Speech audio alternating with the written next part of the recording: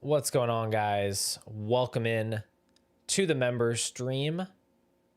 We are looking at March 21st here. It's Friday night. We're here to talk some Dynasty Startup Draft. We're here to talk about rookie first round picks. What should we expect from them? You know, weaker versus stronger rookie class. We just got Jameis Winston signing with the Giants. What does that mean? Yella's over here in the Discord saying Neighbors needs to be wide receiver 3 in Dynasty. I mean, can we see if Jameis Winston even starts 3 games before we decide if the Malik Neighbors is wide receiver 3? T is first. That is a true fact. Welcome in. Welcome. Congrats on being first. Here's Yella with his frankly pretty dumb comment. Malik Neighbors wide receiver 3.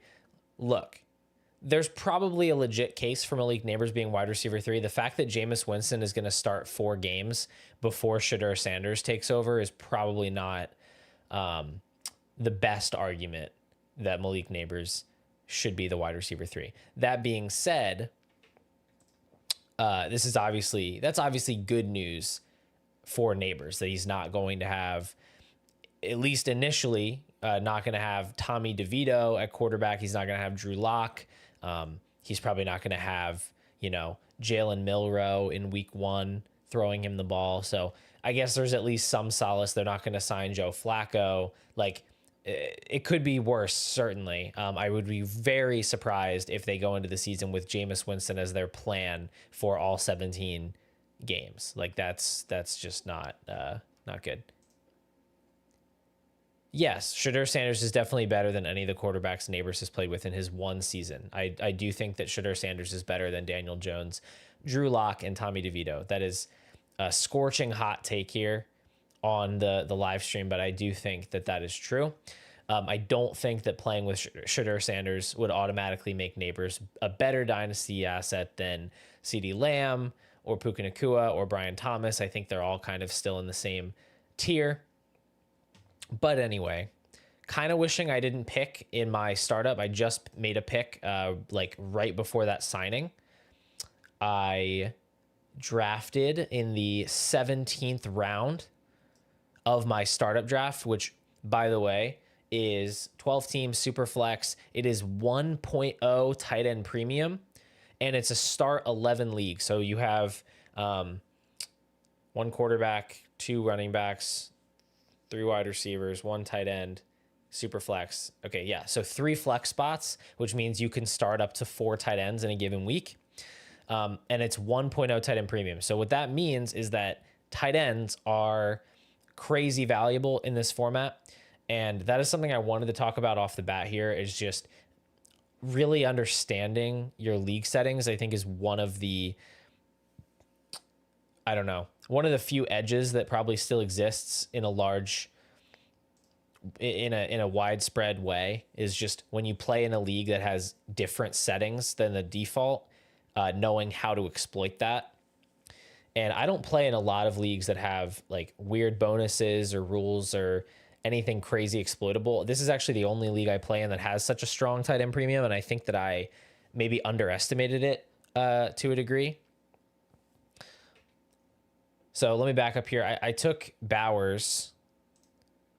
I took Bowers in this draft at the 105. Here's my board here. I was aware enough of the premium to know I need to go get Brock Bowers in this league. That is going to be,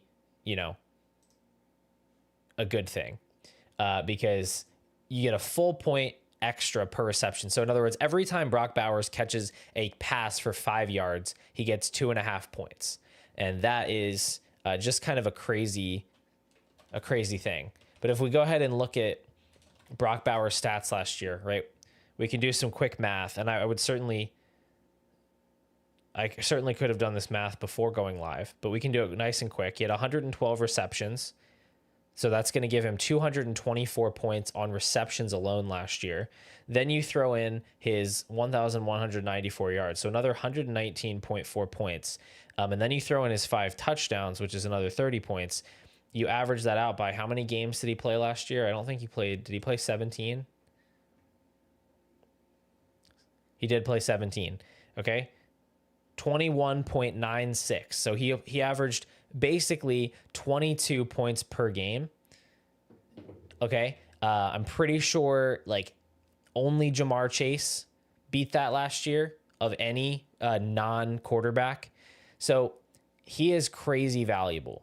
And then when you compare him to other tight ends, because this type of premium, it's really a multiplier for the top tight ends, because they're going to have so many more receptions than the lower level tight ends, that it's not just a boost for the whole position, although it is. It also actually increases, in a lot of cases, the positional advantage of a top tight end. So I think it is like, there is a case to be made for Brock Bowers, I think, to be the 101 in a format like this. I'd probably still take Allen and Daniels at least ahead of him.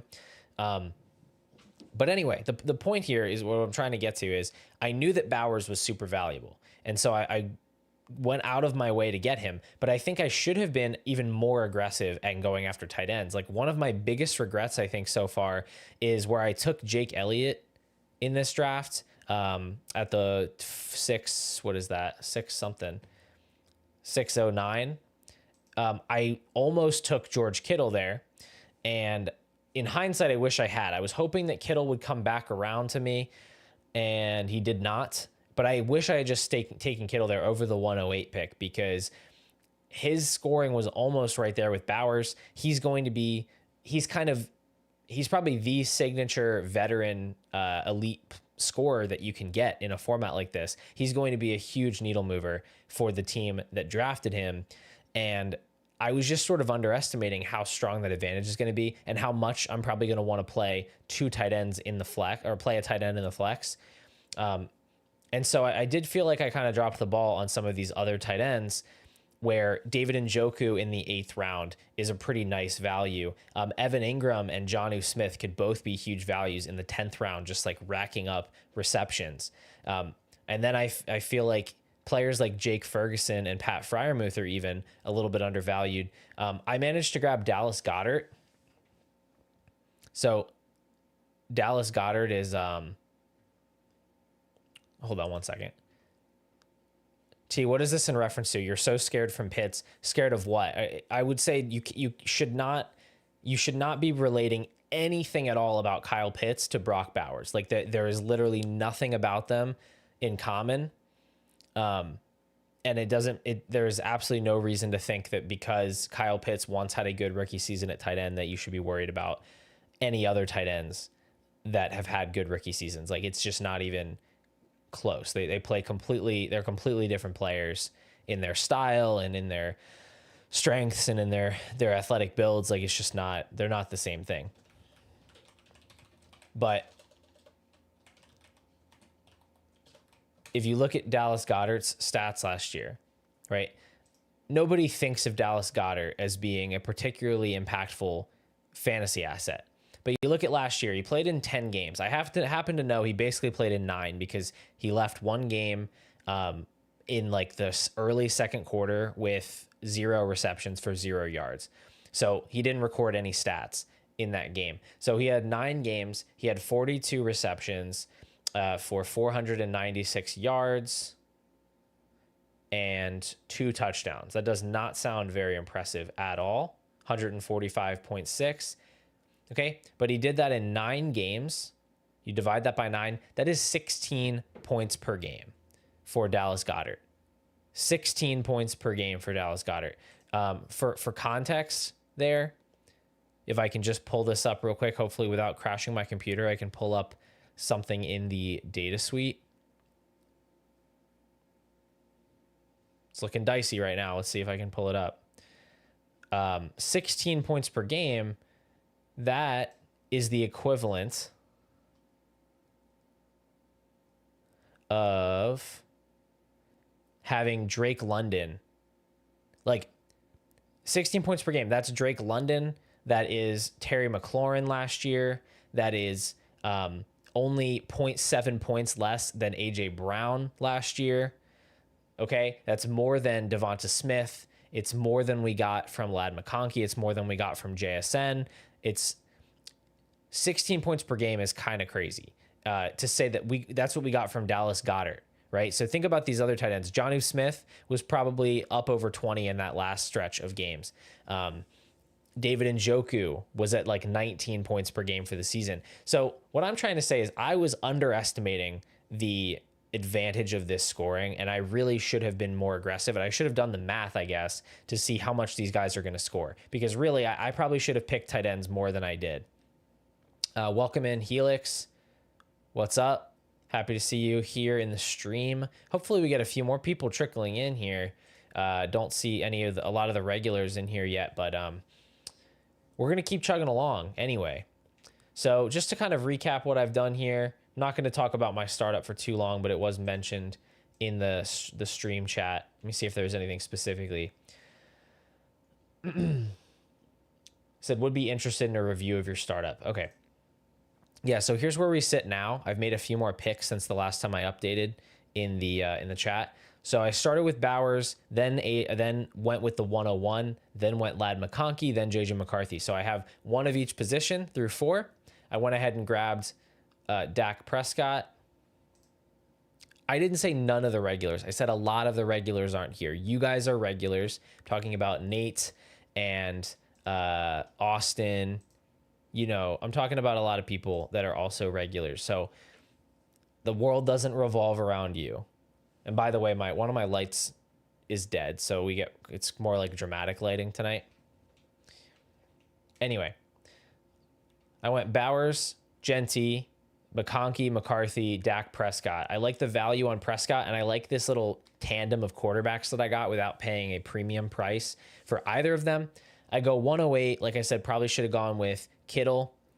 And then I got to my next pick at 704. You know what? I feel like you guys in the chat aren't even listening to me. I feel like I'm in my English class talking to kids that have just completely zoned me out. They're probably looking at their phones under the table or whatever. That's how I feel right now. At 704, I got an offer to trade down to the 9-3 for a 2026 second. And I took the trade because mostly I was just stuck between taking Tua and taking, who is the other person on my board? Taking Tua or taking George Pickens. I wasn't sure about which one to take. And I was like, you know what? I'm just going to trade down, let him decide. Comes back around. I go ahead and get Josh Downs. This is a situation where maybe I should have taken Tucker Kraft. I was hoping that that Njoku was going to come back to me. Maybe I should have taken Kraft over him. I'm not sure. Or Jamison Williams. I don't know. It's a start 11 league. I figured Downs as a guy I can absolutely start in a start 11 format PPR, 3 wide receiver league. Add some wide receiver depth. Then I get back around. This is the Darnold pick here is the one that I don't love, especially knowing about his contract situation where he's basically on a 1-year deal. That makes me a little bit anxious. At the same time, the best rookie pick available here was the 202. I don't think that taking Devontae Adams over him or, I don't know, Chris Godwin would really be the move. So I went with Darnold. My question to you guys, and I'll pose it to you, see what you think. Should I have stayed put at 7-4 and taken Tua? Would it be better to have Tua, or is it better to have Darnold in a 2026 second? So let me know, because that ended up being the trade. Tell me how I did.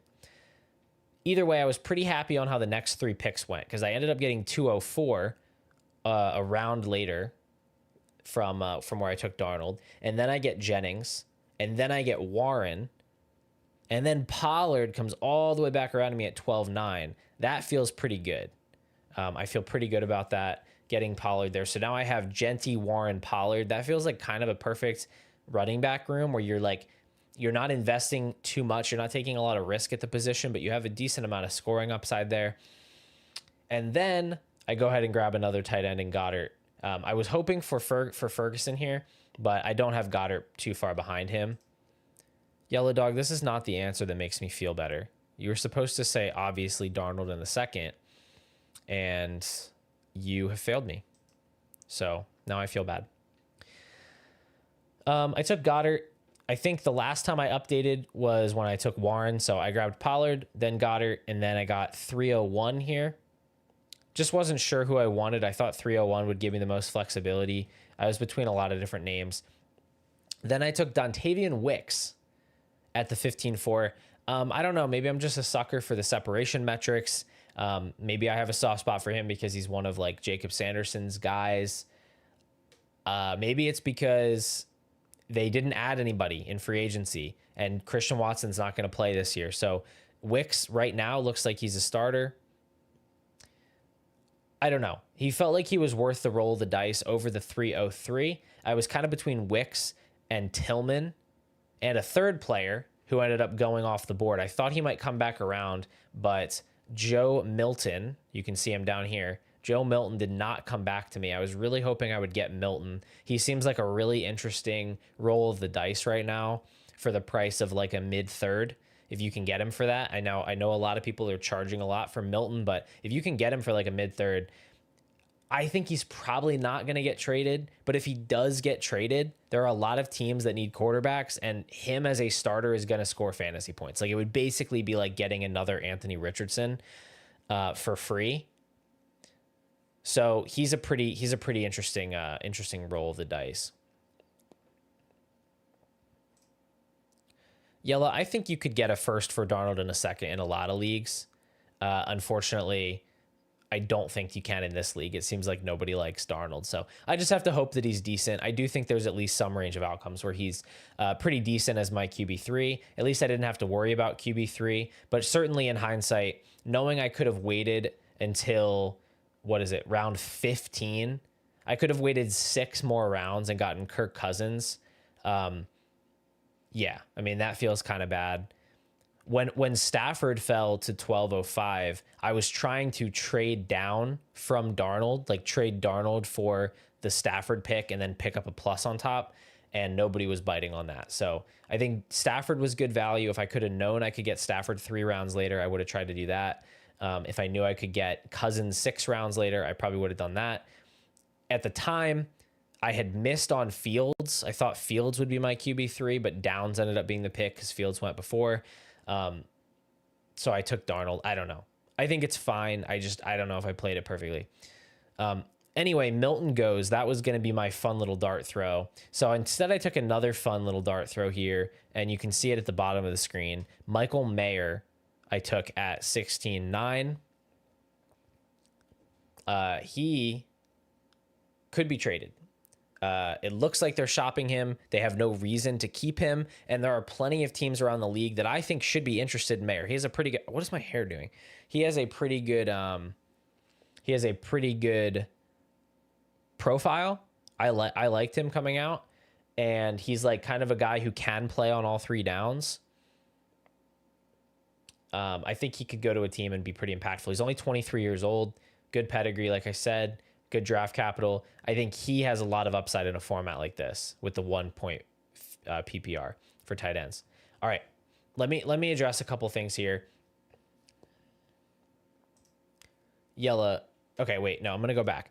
First of all, Helix, you're absolutely right. Goddard might not be an Eagle.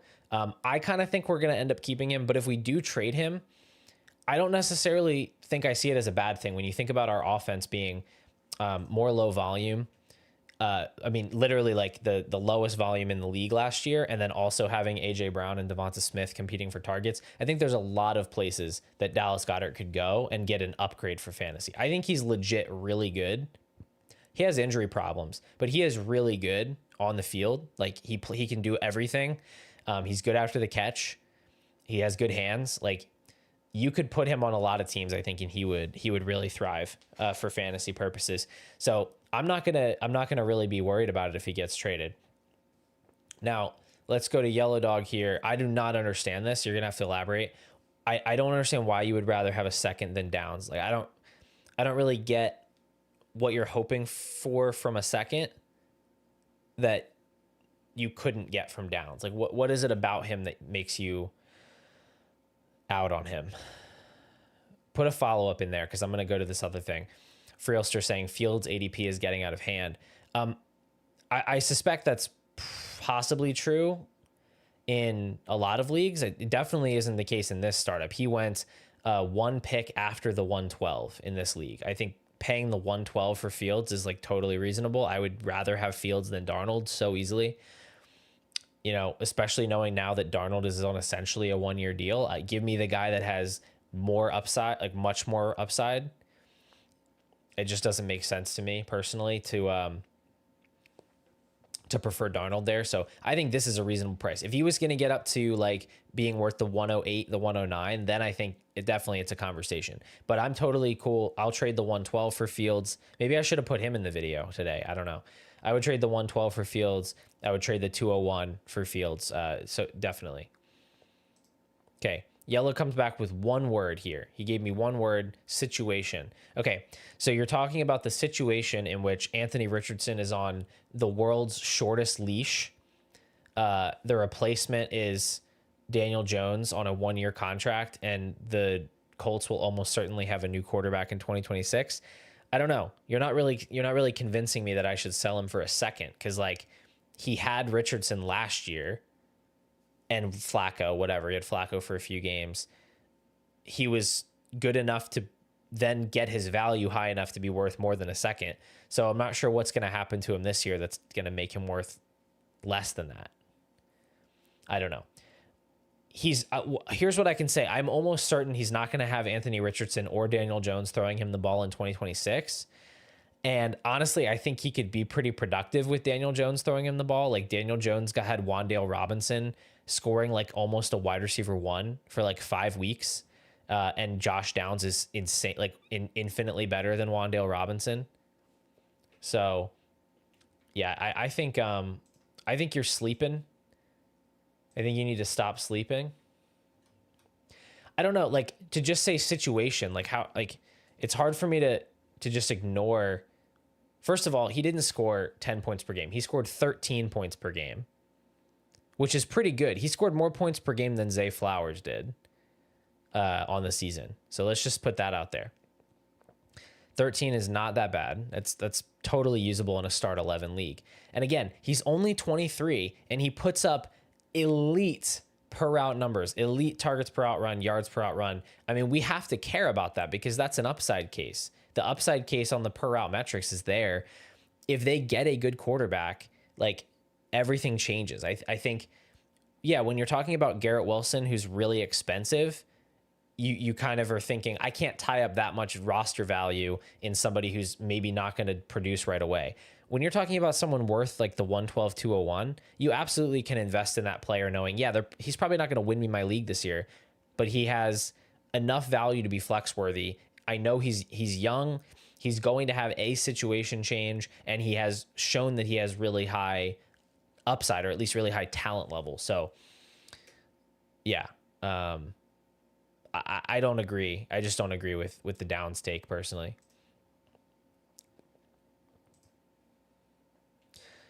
I don't think it's dumb. I think actually another thing that I was thinking about in this league is that the first rounders should actually be a little bit more valuable, at least the later first rounders, because you have to assume Loveland and Warren are both getting a bump in this format, which means that other players are going to get pushed down a little bit.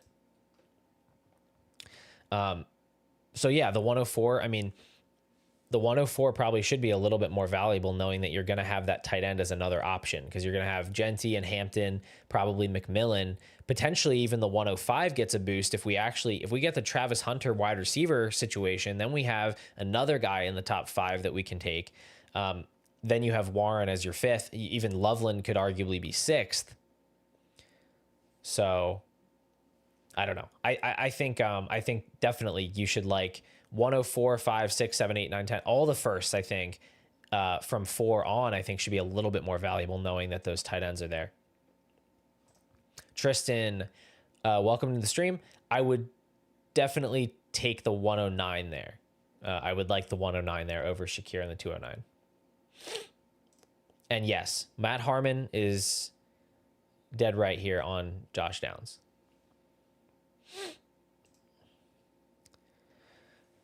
T, I did not see your original question. When did you ask? Wait, what did you ask? I'm between the 104 McCarthy at the 407. That's why I ask. Oh, is it dumb to value the 104 more? I see. I mean, I would still take McCarthy, but it's close. Yeah, I don't know.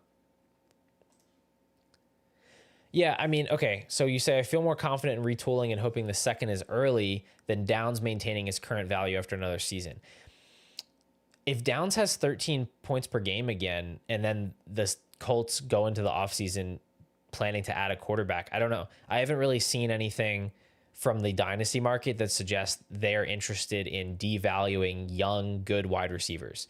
We've seen Garrett Wilson maintain high value in bad situations. We see Devonta Smith, despite being in a low passing volume offense with A.J. Brown, just continue to sustain like high dynasty values. Zay Flowers is still valuable. I don't know. I mean, looking around, like Jerry Jeudy last year, like Jerry Jeudy has this little mini breakout. The Browns literally don't even have a quarterback, and he's being taken ahead of first round picks right now. I think people are desperate for young, talented wide receivers. Like I think Downs has now shown enough for people to just buy in that he's good.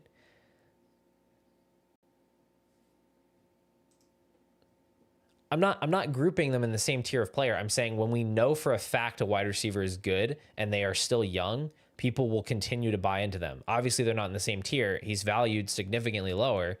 If people thought he was equally as good as Garrett Wilson, he would be valued where Garrett Wilson's valued. But I haven't seen anything from the market. All the market does is get incredibly frothy about young wide receivers that have talent. And I just don't think that there's ever going to be a time where Josh Downs isn't. I think you can. Here's what I'm trying to say.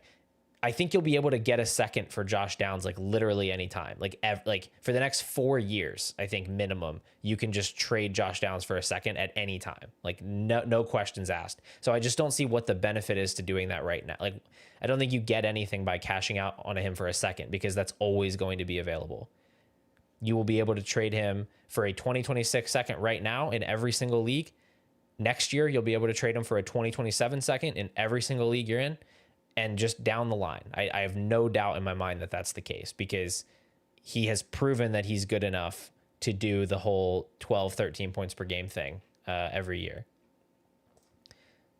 Yo, HM, welcome in. Another one of those regulars I was talking about. I mean, everybody that has the Navy blue badge, I think at this point deserves that title as being a regular. All right, thank goodness that yellow guy is gone. We can finally get on with the freaking show here, right? Okay, so the War Room, who I'm pretty sure is Tristan, I could be wrong. I think I've got those names matched up. Asked about first round rookie picks. So let's talk about that because I've already run through a bunch of time here talking about Josh Downs. Like you guys don't hear me talk about Josh Downs enough. He said who to target with first round picks, hit rates. Should picks be treated similarly in weaker or stronger classes? So there's definitely some stuff to unpack here. Big B, welcome to the stream. We're just about to talk about first round picks, rookie picks, hit rates, blah, blah, blah. I don't have exact hit rates like on hand. I went and looked for some. My friend has sort of like hit rates based on thresholds for different positions, but it wasn't like first round rookie picks in general. I think it's because it's kind of hard to define what a hit is across positions. So first, what I'll say on the topic of hit rates is I think that personally, my goal I think the primary job of a rookie is to gain or maintain value from year 1 to year 2. So they come out, they do their thing in year 1, and then they gain value, or at least they stay the same value. And you can then decide going into their second season, what should I do with this player, right? You can make a more informed decision based on their outlook, based on, peripherals or their situation or whatever it is that they did as a rookie. So from that perspective, if you're an active manager, you're in a league where you can make trades fairly easily, I think that you can kind of decide whether someone was a good pick simply based on whether they gained or maintained value from year 1 to year 2. And that's certainly not the threshold that typically is used for a hit. A lot of times a hit has to do with hitting a certain level of production. And I understand that as a baseline as well. But if you think about it from my definition, we can look over a couple of draft classes here and see how that actually played out. So we have the 2021 class, and according to Dynasty Data Lab's startup ADP, here were the first 12 rookies in that 2021 class. Trevor Lawrence, Najee Harris, Trey Lance, Kyle Pitts, Justin Fields, Travis Etienne, Javonte Williams, Zach Wilson, Devonta Smith, Jalen Waddle, Trey Sermon, Mac Jones. So Lawrence comes out, absolutely was not a hit from the jump, had a very bad rookie season. However, basically maintained his maintained most of his startup value from year 1 to year 2. So I'm not going to call him a hit, but he wasn't even the most disastrous of picks. People just gave him a pass for the Urban Meyer thing and just kind of bought back in. But I'm not going to call that one a hit. So we'll say 0 for 1 there. Najee Harris gained a ton of value year 1 to year 2. I'm saying he's absolutely a hit in your rookie draft. He was a first-round startup pick the year after. Hit. Trey Lance rode the bench all year, ended up being a first-round startup pick the next year. I can't really call him a miss based on that information. If you can cash out on a player for first-round startup prices after their rookie year, hard for me to say that that's a miss. So even though Trey Lance was never the guy you needed on the field, technically speaking, like, you could have profited from him or gotten out from him for the same price you paid after year 1. Now, I guess the question is, if you bought into him enough to draft him, you probably held him, and then you probably lost because he broke his ankle. So I don't know. We can call that one a push. Kyle Pitts, best rookie season of all time for a tight end. Definitely gained value from year 1 to year 2. In my eyes, that's a hit. Justin Fields gained value from year 1 to year 2. In my eyes, I think that's a hit. Travis Etienne, season-ending injury, doesn't play. Whatever, you can't control that. We'll call that a wash. Javonte Williams gained a ton of value from year 1 to year 2. He was a second-round startup pick in his second season. Zach Wilson basically maintained his value from year 1 to year 2. He was a fourth-round startup pick in his year 2 season. I don't think he was going any higher than that as a rookie. I'm going to call that a push. Devonta Smith gained value. Jalen Waddle gained a ton of value. Trey Sermon, total bust, obviously. And then Mac Jones gained value. So you look at this, right? Really the only the only player where you lost a ton of value that you never got back was Trey Sermon. Lawrence lost some value. Zach Wilson lost some value, and then he lost a lot. Travis Etienne was hurt. Trey Lance didn't play, still gained value, and then lost a lot of it. So I don't know. You mostly hit in that class in terms of gaining or maintaining value, which is why drafting rookies is it's just such a good practice, like, to draft rookies, because there's such a lower risk level there. People give so much grace to rookies. But you look at 2022, let's just do it again. We have Breece Hall, Drake London, Kenneth Walker, Garrett Wilson, Treylon Burks, Chris Olave, Jamison Williams, Kenny Pickett, Sky Moore, James Cook, Christian Watson, George Pickens. So Hall tore his ACL. I think he still gained value because he was so good before that. London gained value from year 1 to year 2. Walker gained value. Garrett Wilson gained value. Burks was a bust. Chris Olave gained value. Jamison Williams did not. He lost value because he barely played. Kenny Pickett shockingly played bad as a rookie, but still was more valuable in startups the next year. Sky Moore lost value. That's a miss. That's three so far. Burks, JMO, Sky. James Cook mostly maintained value, I believe. Christian Watson. What did Christian Watson? Oh, Christian Watson gained a bunch of value because he had that crazy touchdown streak. And then George Pickens also did. All of these guys gained value except for Sky, Jamison Williams, and Treylon Burks. So 9 out of 12. Tristan says, at what point do you look to sell a player? as they start to lose value when they perceive a peak. Think Juju Smith-Schuster going really high, then crashed and burned. That's a tough question, honestly.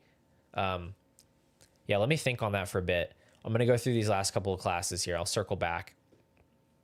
2023 gave us Bijan, Bryce Young, Jahmyr Gibbs, CJ Stroud, JSN, Jordan Addison, Quentin Johnston, Dalton Kincaid, Zay Flowers, Zach Charbonnet, Devon Achane, Michael Mayer.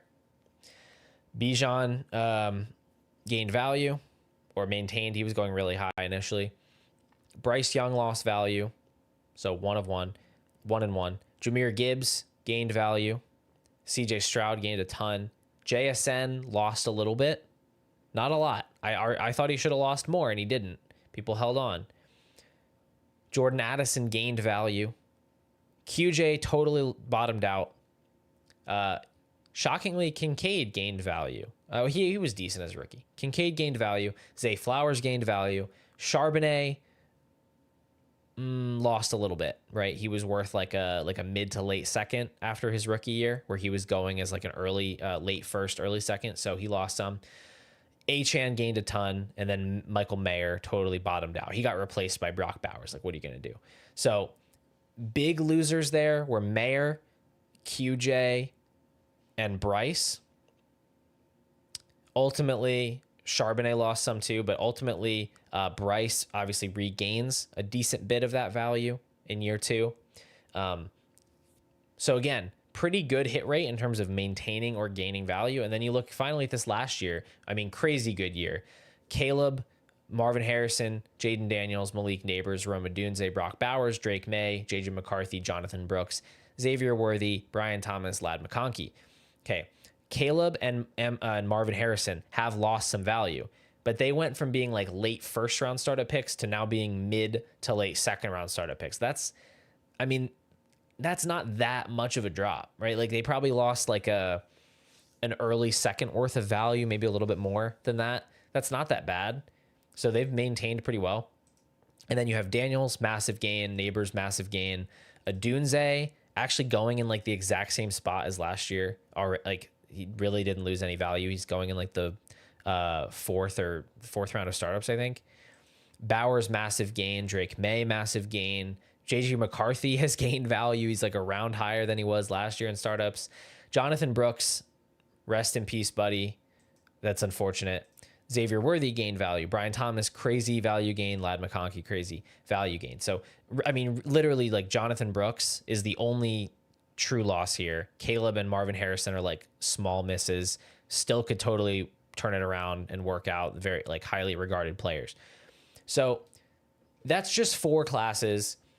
It's obviously it's not a perfect sample size, and whether it's a hit or a success is going to depend on what is your definition of a hit, what are you trying to accomplish with rookies, and then how liquid is your league and how willing are you to move off of players, and how perceptive are you of what their future is going to hold. But as far when it comes to drafting a rookie in the first round, should you expect them to maintain or gain value? It's like a 75% chance at least that they're going to maintain or gain value. If you're just talking about like a prospect in a total vacuum, when you actually go and you do the work of trying to like isolate which prospects are good, like I wasn't drafting Trey Sermon, I wasn't drafting Jamison Williams, I wasn't drafting Quentin Johnston. So those are 3 guys that were misses. I wasn't even really drafting them at all. I was drafting Sky Moore. That was a miss. I was drafting Jonathan Brooks, although I think I was a little behind the market. But if you can then layer on top of your process of like fading profiles that look like busts, you can get even higher than that when it comes to what is your rate of success on those picks. So I think I'm forgetting the original question. What should you expect from first round picks, or what are the hit rates? When it comes to, making a pick, you can expect yourself a year from now to be sitting on that player, either having a more valuable player or basically being able to cash out for the same price that you paid.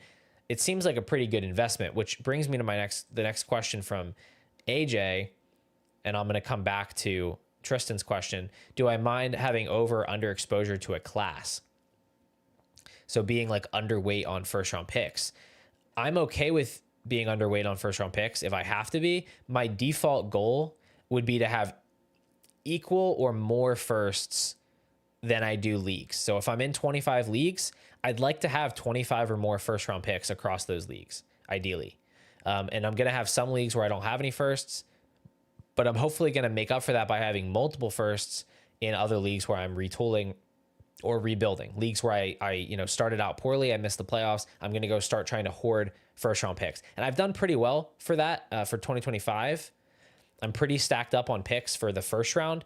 I am very underweight on seconds. And the problem here is I'm going to let the market decide. I'm not going to just say I need to be properly exposed to second round picks. So I'm going to do that at any price. I've gone through my leagues. I'm trying to get 2025 seconds because I think the second round looks pretty good.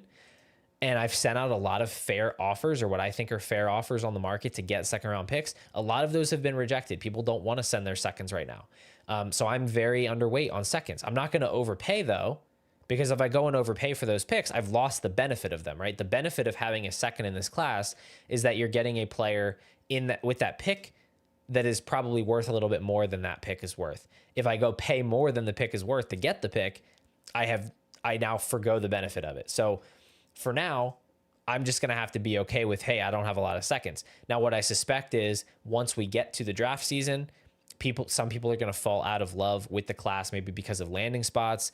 I'll probably be able to finesse my way into some picks where people want to trade for, positional needs or players that I'm just lower on than the market. I'll find my way into some seconds. But for now, I just have to be okay with being underweight. So the answer with a lot of things for me, but in this case especially, is yeah, I'm okay being over or underexposed to a class if I think there is a market inefficiency. Last year, I thought that first round picks inside the top 8, specifically like the 5 through 8 range, were undervalued. I was chasing those aggressively because in my mind, those picks were going to be Drake May. They were going to be Brock Bowers. They were going to be Rome Odunze. I thought people were undervaluing those firsts. So I was chasing those firsts, and I ended up getting a lot of those firsts. And I thought that the market specifically was maybe a little bit undervaluing like Malik Neighbors relative to Marvin Harrison. So I was getting 103 picks. I was getting 104 picks, and Drake May too. So I wanted those rookies. So I was overweight on those guys. I ended up being like crazy underweight on Marvin Harrison. I think I got 0 shares. It just kind of worked out that way. But that was because I didn't agree with the way the market was pricing Marvin Harrison as like this almost first round startup pick before even coming into the league. So I am absolutely trying to play the market. And once we start to get a rookie draft ADP, that's when I'm going to start putting out content for you guys and on the main channel of like, hey, this is where I think I would be wanting to attack my rookie drafts. I want to try to position my picks in order to, get to these spots. So that's what I would say about exposure to a class. And Tristan said, should we treat picks similarly in a weaker or a stronger class? So this is related to the exposure question. If it's a weak class, right? If 2025 is a weak class, shouldn't we want to be underexposed to it? Well, again, it all comes back to the market. How much, like, if everyone thinks it's a weak class, then there is no benefit to thinking it's a weak class. Like if it's already completely priced in that it's a bad class, at a certain point, you actually need to flip the script and you need to say, no, actually, it's probably better than everyone is making it out to be. I'm going to go and get the picks. So if you look at where firsts are being valued relative to last year, a ton of these firsts are going well after they were last year because the market sentiment on this class is low. So yes, in theory, I would treat a weaker class different from a strong class, but the market is typically overpricing these things in with rookies. So I have been treating 2025 no differently from other classes where I'm still trying to acquire the firsts, because what I know is the market is going to overreact to whatever the public sentiment is of whether it's a good or a bad class. What I also know is that no matter what, the market always rises on picks after the combine. It's like the combine happens and the masses of Dynasty just like remember that rookies exist, and all of a sudden they get excited because they're putting like actual faces and names on these picks. So the picks always rise in value after the combine. So even if it's a weak class, it made sense to just treat it like a stronger class, because you could buy 2025 firsts, hold them for a bit, and everybody was going to start foaming at the mouth about these rookies. And then you could go and trade them. If you still think it's a weak class, you go trade them later for a profit. At this point, really the only thing that can hurt pick values, and I'd say it would really only be certain picks or like certain ranges of the draft, not like all across the board. If we see a lot of players that people like get worse draft capital than they're hoping for, or go to bad landing spots.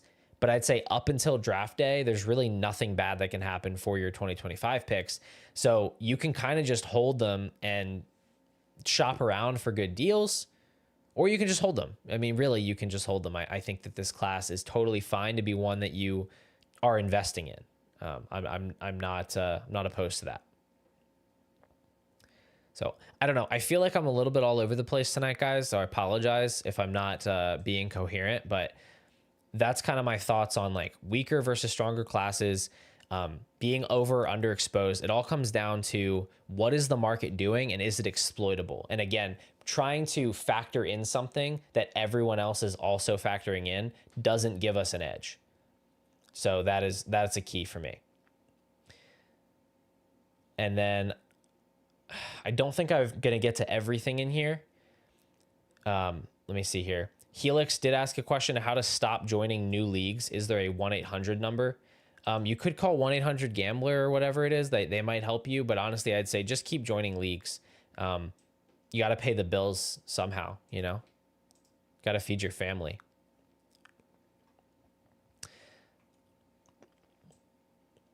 Let me attempt, with the caveat that I definitely could give a better answer to this at another time if I really think about it. When do I look to sell a player? This was the question again. I think you have to go on a case-by-case basis here and think about so first of all, what are you likely to get from this player? Or what are you hoping to get from this player? Because there are obviously times where you know a player is going to lose value and yet you roster them anyway. Like if you roster Mike Evans in Dynasty, or you roster Devontae Adams or Tyreek Hill or Christian McCaffrey, that player is going, or Saquon Barkley, they're going to be worth less a year from now than they are currently. And it could be a little bit less if they play a mostly healthy season and just get older. Or it could be a lot less if they tear their ACL during the season, or they get hurt, or high ankle sprain, or they look washed. So we can't just say as a blanket statement, we always want to sell players when they're at their peak value. There are plenty of times that you don't need to sell a player at their peak value. I would also say the same about Jaden Daniels, who's at his peak value. Josh Allen is peak value right now. Jamar Chase is peak. Brock Bowers is peak. These players cannot get more valuable. We don't need to sell those players because they are cheat codes. They are giving us an advantage. So what I would say, I can't speak to Juju specifically. I did not foresee his downfall. There may have been warning signs that I wasn't aware of. I was pretty new to the game back then. But I'd say like you could look at someone like CJ Stroud, right? I think CJ Stroud's value did outpace his expected production to a degree that was like pretty foreseeable. And I don't know if it's foreseeable that he was going to have such a sophomore slump. He scored like QB 27 points per game. That was pretty out of the ordinary. But for him to be valued as the QB3 in Dynasty after his rookie season, when in reality we knew he wasn't a rusher, he barely finished as a QB1 as a rookie, didn't have a particularly proven play caller, didn't have like an elite offensive line. I think it was reasonable to look at a player like that and say, yeah, this guy, he's probably a really good football player, but he's also probably just a good sell in terms of process, because I don't think he's going to put up like a league winning type of season due to his profile. And there is some volatility here with him only being a guy who's played for 1 year. So I think you can look at certain situations like that and say, hey, I think the price or the hype is outpacing the impact. But then I look at a player like Brock Bowers. He's only played 1 season in the league. He's being valued in tight end premium, as a first round startup pick. I just took him 5th overall in a startup. I don't think I should be selling Bowers at his quote unquote peak value just because there's risk there. Like, yes, his value technically can only go down, but what he can also do for me is finish as the tight end 1 in fantasy for the next 10 years. So I think it has to be case by case. I think you have to try to weigh the value versus the impact, and really ask yourself, is the impact going to live up to the price? And if you think not, then that's where someone becomes a clear sell. So that's the best I got right now off the top of my head. But I think that at least starts to answer the question, possibly. Okay. We're going to wrap up a couple of these little quick ones. HM asked, what's the latest, he meant earliest, what's the earliest first that you'd be willing to re-roll for a base 2026 or 2027 first? I think if we're talking truly about it, I mean, let's put it this way. If it's a team that you're trading with that is genuinely like on the playoff bubble, or like is a manager that you don't think is a very good manager, I definitely think 109, 110, those are totally reasonable to trade for first next year. If you're trading with someone who you think is like a good manager, they have like a really stacked team, and you're sort of just hoping to get lucky, I think probably stick to like 110, 111, 112. I think I'd hold 109 in that situation. And then 2027 first, I wouldn't really treat it any differently. I'd say it's pretty much the same thing. I think either way, you know, you're pushing that value off to next year. You're going to get an increase on that investment. So yeah, nothing earlier. I don't think anything earlier than 9 right now, though, I'd be comfortable with.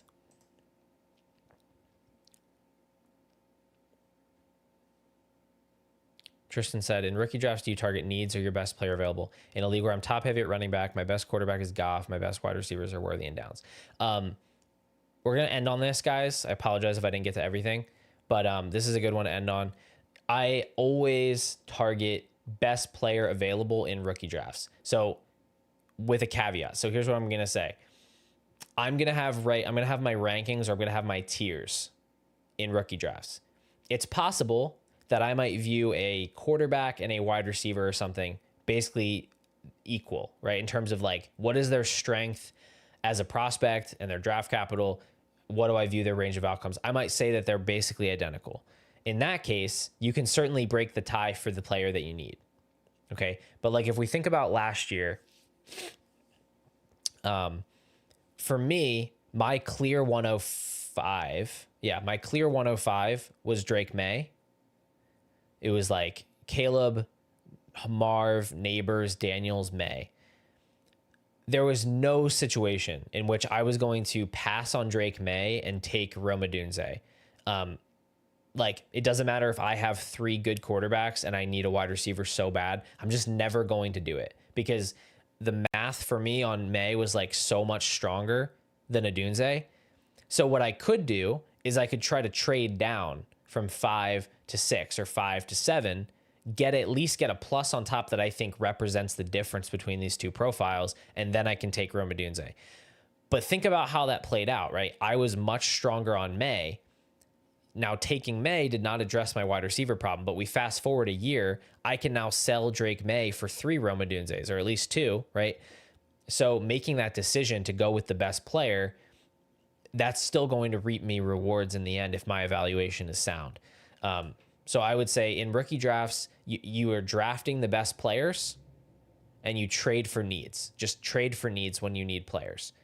Don't force a square peg into a round hole there. Okay? That's how I would view it. And I think that is a good place to end it. We are closing in on an hour here. So I appreciate you guys jumping in and chatting with me. Always like helping me kind of stay on my toes here with some of these questions. I appreciate that. I'm planning to set up a live stream tomorrow for the people. Live Dynasty startup mock draft. So we're going to do it with rookies included. So if any of you guys want to like get involved with that and actually participate, try to be around when I like announce the stream and get the link out there so you can be, early to get in and grab a spot. But probably sometime in the early afternoon tomorrow is the plan. We're going to see how it goes. I've never done one before, but it seems like fun. So we're going to give it a try. Again, thanks for hanging out, guys. Good night, and I will talk to you guys soon.